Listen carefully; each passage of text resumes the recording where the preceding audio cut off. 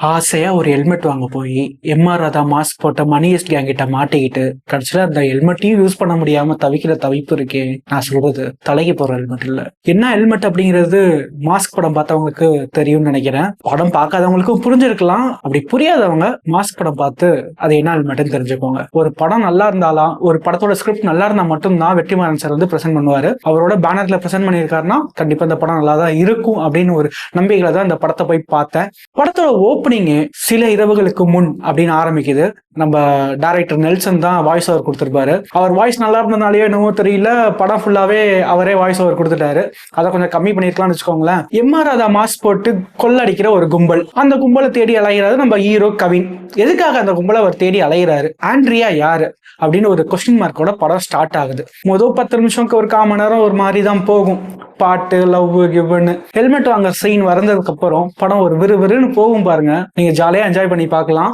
உங்க ஏரியா பசங்களோடயோ இல்ல உங்க குரூப்போடயோ சேர்ந்து உட்காந்து போய் பாத்தீங்கன்னு வச்சுக்கோங்களேன், கண்டிப்பா உங்களுக்கு டைம் போறதே தெரியாது. 2.5 மணி நேரம் டக்குன்னு போயிடும். படத்தோட கதைன்னு எடுத்துக்கிட்டா கொள்ளடிக்கிறது தான். ஆனா மெயினான கான்செப்ட் வந்து மிடில் கிளாஸை பேஸ் பண்ணி எடுத்திருப்பாங்க. எக்ஸாம்பிள் சொல்லணும்னா ஒரே ஒரு டைலாக்லேயே சொல்லி முடிச்சிருப்பாங்க ஃபுல் கதையுமே. நான் கெட்டவன் தான், ஆனா எச்ச கிடையாது. எச்சைக்கும் கெட்டவனுக்கு என்ன வித்தியாசம் இருக்கு, அதுதான் கதை. அதுவும் இல்லாம இங்க யாருமே நல்லவன் கிடையாது அப்படிங்கிறதுக்கு ஒரு சீன் ஒன்று வச்சிருப்பாங்க அந்த சூப்பர் மார்க்கெட்ல. அதெல்லாம் எனக்கு ரொம்பவே பிடிச்சிருந்துச்சு. கவினை பொறுத்த வரைக்கும் ஒரு சீரியல் ஆக்டரா ஆரம்பிச்சு பிக் பாஸ் போய் அவர் எங்க போனாலுமே அவருக்குன்னு தனியா ஒரு இடத்த பிடிச்சி வச்சுட்டு வந்துடுறாரு. அதே மாதிரிதான் சினிமாக்கு வந்ததுக்கு அப்புறமாவும் ஒரு படத்துலயுமே வித்தியாசங்களா என்னென்னலாம் பண்ணலாம், ஒரு ஸ்கிரிப்டுமே வேற வேற ஜேர்னர்ல பிளான் பண்ணிட்டு இருக்காரு.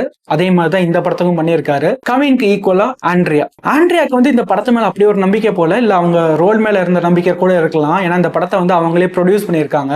பூமி அப்படிங்கிற ஒரு கேரக்டர்ல தான் ஆண்ட்ரியா நடிச்சிருக்காங்க இந்த படத்துல. ஒரு என்ஜிஓ வச்சு நடத்திட்டு இருக்கிற ஒரு லேடி. ஆனா அந்த என்ஜிஓக்கு பின்னாடி பல வில்லத்தனங்களை செஞ்சுட்டு வர மோசமான ஒரு வில்லி தான் நம்ம ஆண்ட்ரியா கேரக்டர். அந்த பூமி அப்படிங்கிற ஒரு கேரக்டர் நடிச்சிருப்பாங்க.